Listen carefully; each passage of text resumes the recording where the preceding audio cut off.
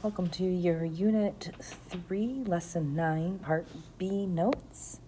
So for the second half of Lesson 9, we're going to continue talking about inverse trig functions. So remember we talked about one-to-one functions. A function is one-to-one if it passes the horizontal line test, which pretty much tells us that the original function is a function and its inverse is a function. So for sine, cosine, and tangents, we restricted the domains for the function in order for our functions to be one-to-one. So if we remember being able to do our test for whether functions are inverses of each other when we do a composition of the two. So if we put the inverse into the original function, your output should be x. And then if you do it in the reverse order, you put the function into the inverse, your output again should be x. If that happens, then that was our test to determine whether a function was an inverse of itself or not. So we can apply these same properties when dealing with trig functions.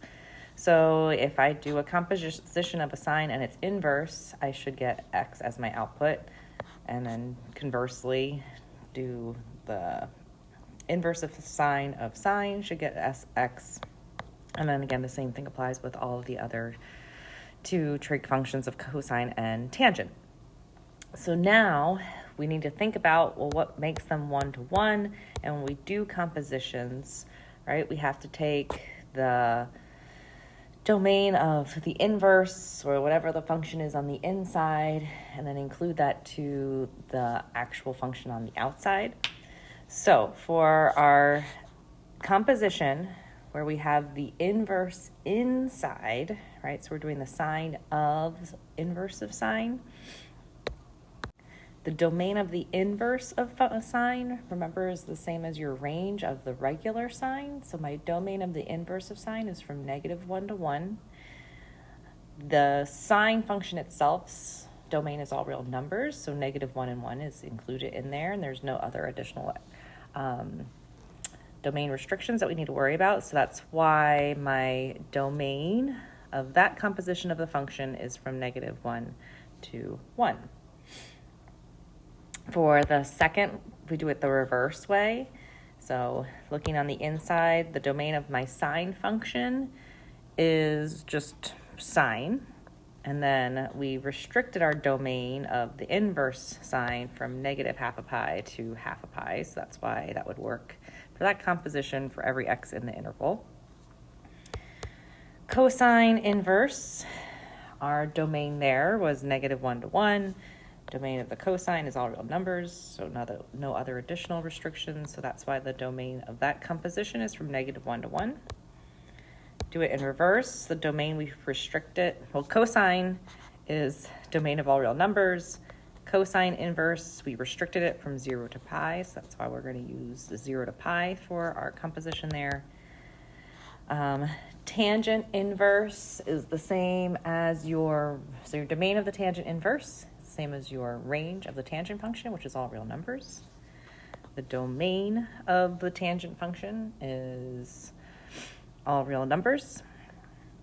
And if we do the reverse of that, right, domain is, it's not all real numbers. We do have that restriction. So I feel like if that tangent has restrictions at every half a pi, but we'll go with all real numbers. I might look into that a little bit further. Other way around, tangent of x, domain is all real numbers. Not all real numbers. The domain is restricted of -half a pi to half a pi, right? When we restrict our domain. And then the tan inverse, domain is all real numbers. So that's why we're going from -half a pi to half a pi. Okay, let's go ahead and put this into practice. So what's going to happen is you're going to be doing compositions of trig functions. Now, anytime you see that negative or an arc, that should be telling you that your final answer or whatever that you're looking for should be an angle, right? So in this case, work on the inside first. The sine of 2 pi over 3. So we need to think about, well, what is my sine at 2 pi over 3? So 2 pi over 3 is in quadrant 2, right? So 2 pi over 3 gives me a reference angle of pi over 3. That tells me my vertical displacement is going to be higher, so root 3 over 2, and it's going to be positive. So now we're doing the sine inverse of root 3 over 2. So what angle gives us a vertical displacement of root 3 over 2? So now go back and remember, when we're doing a sine inverse of sine, my answer needs to be somewhere between negative half a pi and half a pi, which puts me in quadrant 4 up to quadrant 1, right? So my final answer is not going to be, let me go back to this. So we just said that this is now going to be the sine inverse of root 3 over 2, right? Because it is root 3 over 2 at 2 pi over 3. But we just said we need it to be in either quadrant 1 or quadrant 4. For sine to be positive, it can't be in 4. So go over to quadrant 1, which angle has a vertical displacement of root 3 over 2. That would be pi over 3. So this whole entire thing goes to pi over 3. So the tricky part is going to be remembering where you're going to be living, right? So sine inverse is on the outside, same thing. We're just going to be living over here on our right side of our y-axis in quadrant 1 and quadrant 2. Okay, let's jump down to B. So cosine inverse, that means that I should be coming up with some type of angle here. So I need to figure out cosine of what angle?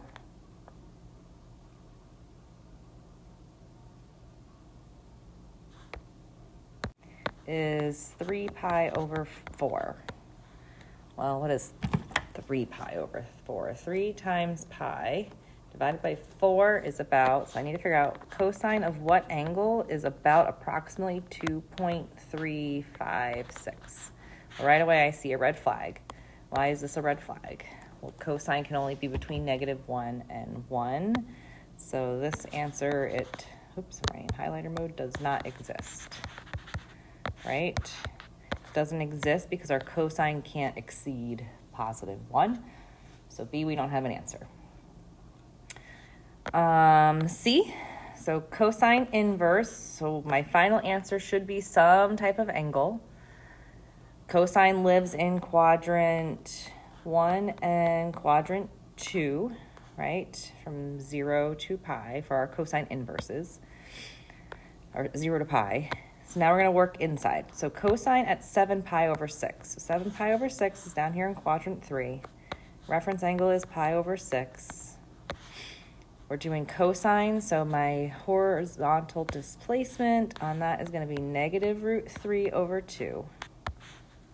So now I need to ask myself, cosine inverse of negative root 3 over 2.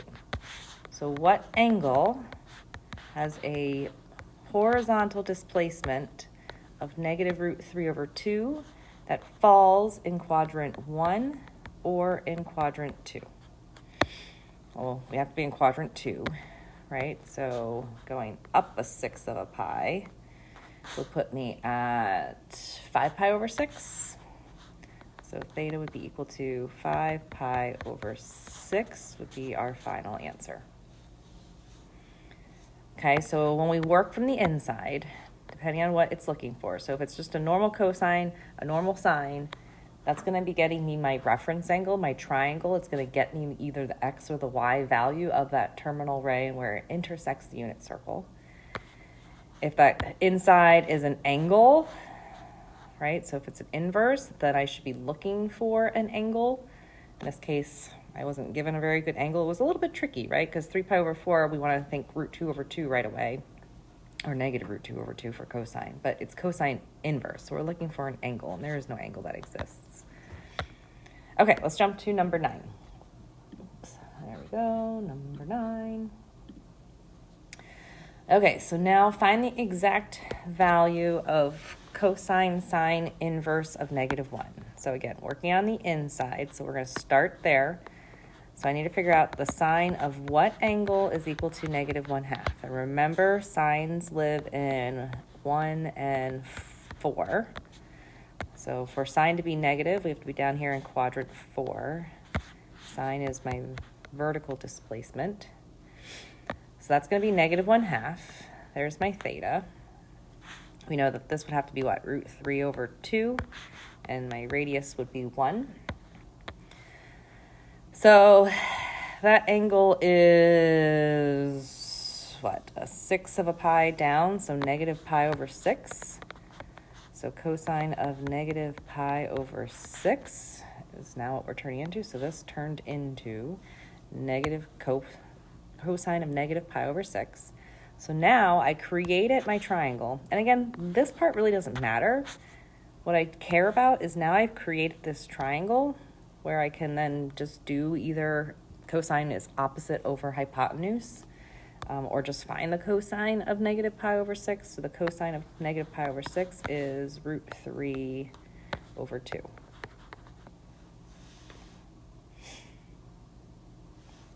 All right, let's go to number 10. Again, working on the inside, we need to figure out what angle of cosine gets us a cosine ratio of 5/13. Okay, so cosine, again, remember, lives in quadrant 2 and quadrant 1. So my cosine is positive in quadrant 1. So I'm going to make a triangle. I'm going to throw theta here. Cosine is adjacent over hypotenuse. So that's a 5, 12, 13. So now I've created my triangle. I could technically do some inverse trig there, right? Cosine inverse of 5/13 gets me about 67 degrees. If we're in radians, it gets us about, I'm not in radians. Cosine inverse of 5/13 gets me about 1.176 radians. Again, that's kind of not necessary because what the problem really wants is the sine ratio of that angle. So if I just kind of think about it as doing a sine of theta and leave theta as theta, sine is opposite, so 12 over hypotenuse, which is 13. And then that would be our final answer. So the angles we don't really necessarily care about. What I do care about is creating that triangle from that inner part, if it's kind of funky like that. All right, number 11.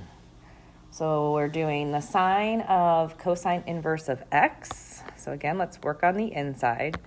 Cosine inverse has to be either in 2 or 1. My x is positive, so I'm going to assume that's 1. So now I need to think about cosine of what angle is equal to x. Well, cosine, remember, is really x over our radius. So if it's just x, I'm going to assume my radius is 1.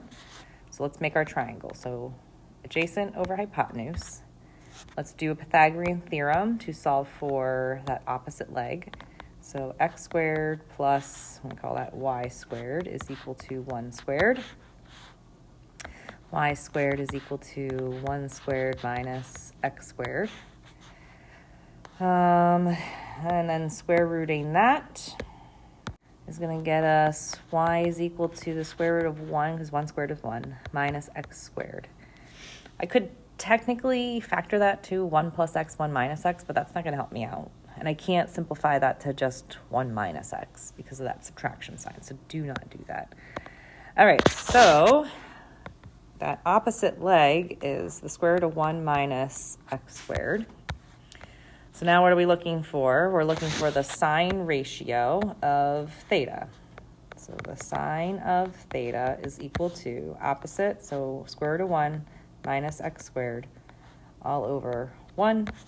So just the square root of 1 minus x squared will be our final answer. All right, last example. Let's do some application. We got an airplane here flying. Airplane flies on an altitude of 5 miles toward a point directly over a house. So there's our opposite leg. write theta as a function of x. X is our horizontal displacement. So we've got opposite over adjacent. So that's going to be a tangent of theta is equal to 5 over x. We want it as a function of x, so let's solve for x. So x would be equal to whatever 5 divided by the tangent of theta is.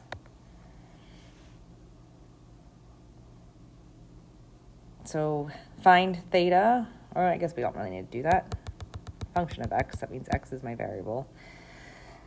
Find theta when x is 8. The reason why I undid that is because then we can just do 5 divided by 8 and do a tan inverse on that. So if I do a tangent inverse of 5/8, that's going to get me about, so theta is approximately 0.5586 radians,